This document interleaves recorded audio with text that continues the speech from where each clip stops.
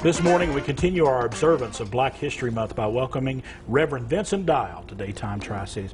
Reverend Dial, appreciate you being here, sir. Thank you so much. Good morning, Chris. Thank you for having me. Let's talk about your perspective on Black History Month. My perspective on Black History Month. I think it's indeed an entity that we need within the history of America. I think, though, what we can do now, that we are advancing in our understanding and our growth and our knowledge of America as a nation, to start weaving into the American history fabric in our textbooks, whatever it is that we're doing. Historically, we need to, one day, hopefully, that it won't just be a month, right, because there's more to the Black history experience, the African-American experience. There's more to it than just 28 days. Well, this year, 29, because it's a leap year. Right. So, prospectively, I look at it as something that was going to be done, it's being done, but we can now, it needs to be more a part of the American fabric of who we are. Right.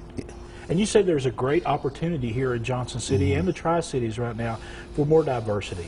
Talk to me about what you were talking to me about off camera just a moment Well, I ago. feel with the education system we have here, the school systems that we have, the universities, right, and the colleges that surround, are in and surround Johnson City. And I think, too, we have a progressive government. They want to see Johnson City grow culturally. They want to see it grow socially. So I think that's another big plus.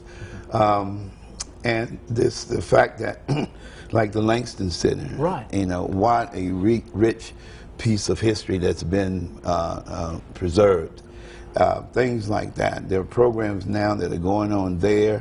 Whatever our school system is doing, I think Johnson City schools are progressive when it comes to this. Because I remember the very first time I brought to the rector of schools, you know, let's start having a Black History celebration during the month of February.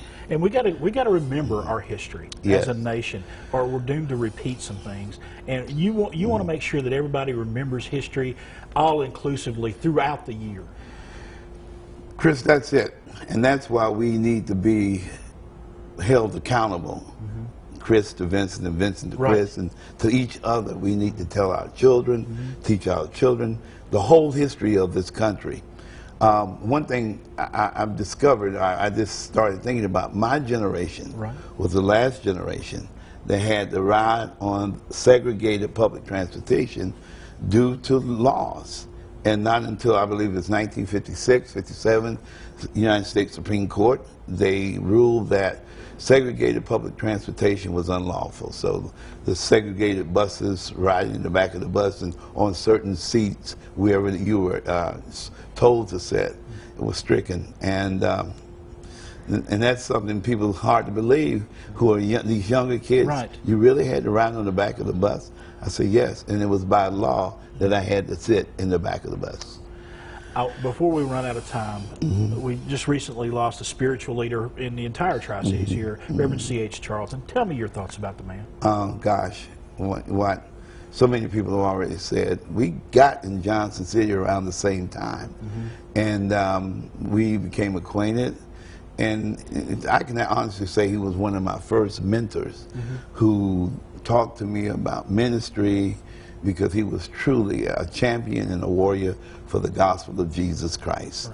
And I think I couldn't say any more than that, because that's what he believed, that's what he taught, that's what he preached, that's what he lived. So, yeah, we've lost him in the physical, but his spirit and what he represented will always be a part of Johnson City, just like my buddy Raph Davis, you know, another stalwart in the social climate here in Johnson City and the surrounding areas. All right. Reverend Vincent Dial, thank you so much. Thank you, Chris. A great perspective, and I appreciate the message you're bringing. Folks, we'll be observing Black History Month all throughout the month of February, and we'll be back with more Daytime Tri-Cities in just a few moments.